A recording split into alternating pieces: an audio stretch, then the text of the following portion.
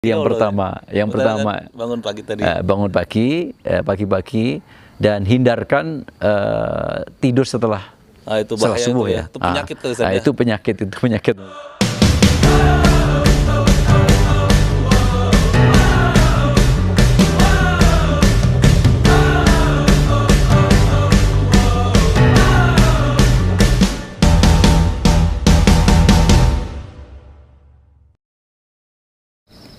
Assalamualaikum warahmatullahi wabarakatuh. Pemirsa, kali ini saya bersama Ustadz Bukhari Yusuf, anggota DPR RI dari fraksi Partai Keadilan Sejahtera. Ustadz, gimana Ustadz? Kabar sehat, Ustadz? Alhamdulillah baik. Ustadz, bisa diceritakan Ustadz, di usia Ustadz sekarang ini kan masih fresh banget nih Ustadz nih. Apa rasanya Ustadz? Langsung aja Ustadz. Ya, pemirsa sekalian, Assalamualaikum warahmatullahi wabarakatuh. Ini satu kebetulan pagi-pagi ketika saya sedang di Lembang jalan-jalan, ya kepergok dengan wartawan nih. Nah, ini biasa wartawan itu tidak mau kehilangan kesempatan. Saya ditanya di atas gunung, kebetulan di atas gunung di Cipanas, di Lembang ya, di Lembang. Di atas bukit Puncelut ya, Puncelut. Alhamdulillah pagi ini saya merasakan dengan nikmat Allah kebugaran, kesehatan, dan situasi begitu sangat fresh karena di atas gunung udaranya begitu bagus dan sehat. Memang rahasia untuk bisa sehat menurut saya pribadi ini ada 3 hal. Satu, kita harus memiliki kesehatan secara rohani, itu pertama. Karena itu begitu saya bangun kurang lebih pukul 4 kurang dikit, ya sekurang-kurangnya kita bisa melaksanakan sholat ya minimal 2 rakaat ya.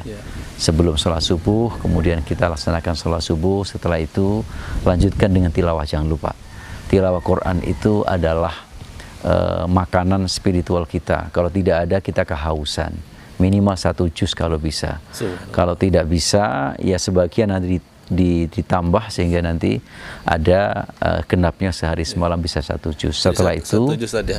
Ini PR buat kita semua nih. Ustadz yang super sibuk tapi masih bisa sempat 1 juz di subuh hari tadi. Alhamdulillah ini nikmat Allah. Lalu setelah itu kita gerakkan fisik kita, jalan sekurang-kurangnya jalan itu untuk melatih seluruh tubuh dan seluruh fisik pikiran kita. Saya sedang di atas gunung, saya teringat firman Allah Subhanahu wa taala, afala yanzuruna ilal ibili kaifa khuliqat. Tidakkah kamu melihat dalam konteks ayat ini adalah berpikir, mencermati, menghayati, melihat seluruh ada yang dikeliling kita.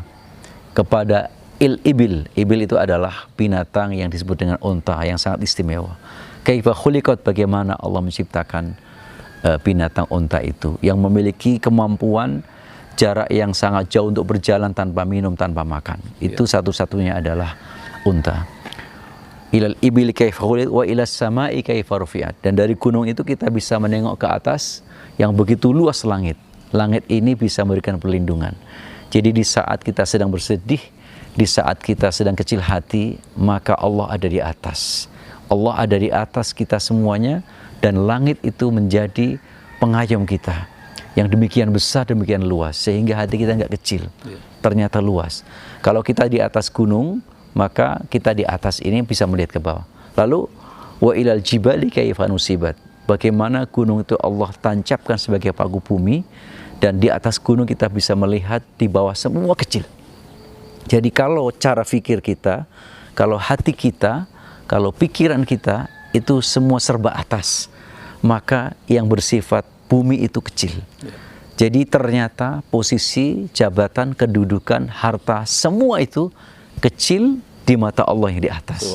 Sehingga kita tidak perlu menjadi hamba Allah yang selalu kecil hati, karena kita selalu punya komunikasi dengan yang di atas. Inilah kiat supaya spiritual kita, supaya fisik kita, dan supaya gerakan kita sinergis, sehingga menjadi sehat lahir dan batin. Wallahu a'lam bishawab. Assalamualaikum warahmatullahi wabarakatuh. Tadi yang kedua. Yang pertama bangun pagi tadi. Bangun pagi dan hindarkan tidur setelah itu bahaya subuh ya. Itu penyakit tuh, itu penyakit mula. Yang kedua, setelah bangun dengan baik, maka laksanakan membaca sholat dulu, lalu kemudian baca Quran. Kemudian yang ketiga, laksanakan olahraga dengan sekalian melihat bagaimana alam Allah ciptakan itu. Dan yang keempat, ini kita harus bisa mengambil hikmah. Hikmah terhadap penciptaan Allah. Kita harus selalu di atas. Di atas yang dimaksud di sini ini adalah berorientasi kepada Allah SWT. Sehingga dengan orientasi ini, tiga hal bisa melengkapi diri kita.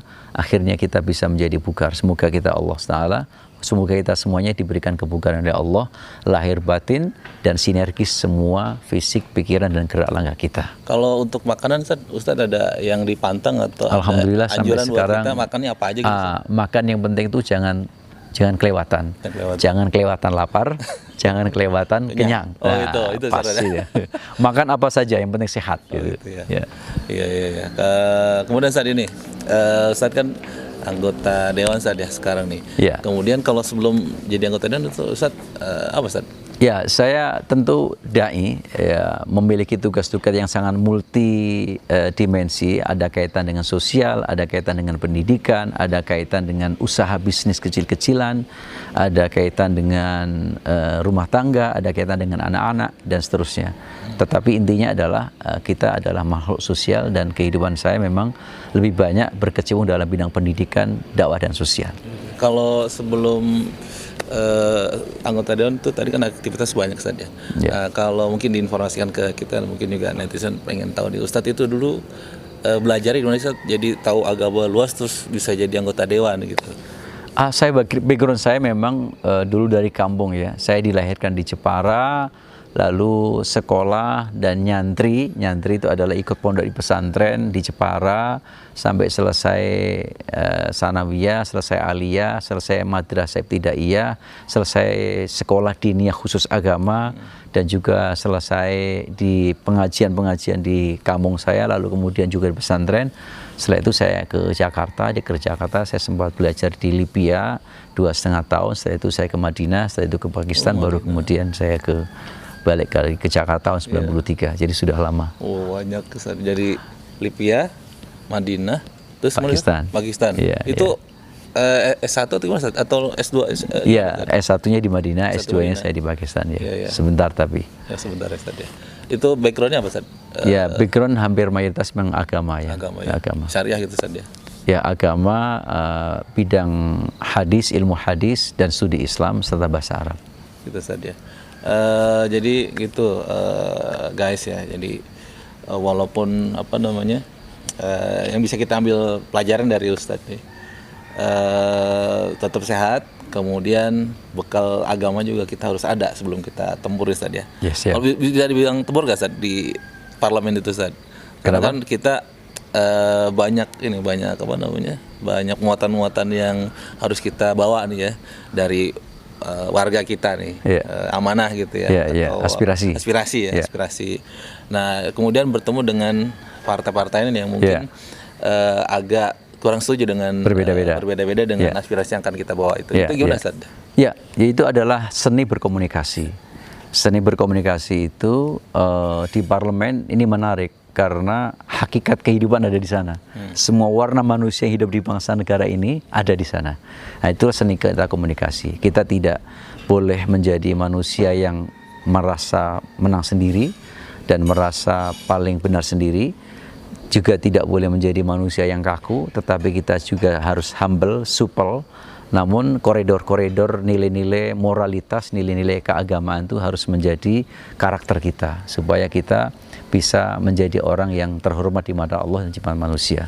Kejujuran, ketulusan itu menjadi bekal yang amat penting di dalam mengawal berbagai macam aspirasi masyarakat maupun menyampaikan membela atau advokasi terhadap kepentingan masyarakat. Nah, itu dicatat buat teman-teman yang baru menjadi anggota dewan ya. Ini ada kursus singkat beliau tadi ya. Kemudian yang kemarin saya masih ingat dari Ustadz Bukhari Yusuf ini waktu bikin puisi untuk puisi atau apa ya tadi ya? Pantun. Agama, ya. Pantun ya, luar biasa itu. Anjungin jempol itu Ustadz. Luar biasa itu viral banget Ustadz. Tayangannya di media mainstream, kemudian di sosial media itu mantep bener dah, luar biasa. Mungkin yang ini ada untuk kalimat penutup Ustadz untuk kita semua agar bisa mendapatkan motivasi dalam hidup itu dari Ustadz kira-kira Ya, seperti apa? motivasi untuk saya dan untuk teman-teman milenial. Jadi haruslah kita tetap optimis menghadapi ke depan dan menatap ke depan dengan cara berpikir optimis, dengan cara sikap optimis, sehingga Allah Subhanahu wa taala akan memberikan hal-hal yang positif bagi kita. Oke, demikian tadi motivasi dan sejarah beliau tadi singkat ya di acara kita ini. Semoga bisa kita ambil sebagai pelajaran untuk hidup kita nanti ke depannya. Semoga bermanfaat. Assalamualaikum warahmatullahi wabarakatuh. Waalaikumsalam warahmatullahi wabarakatuh. Luar biasa.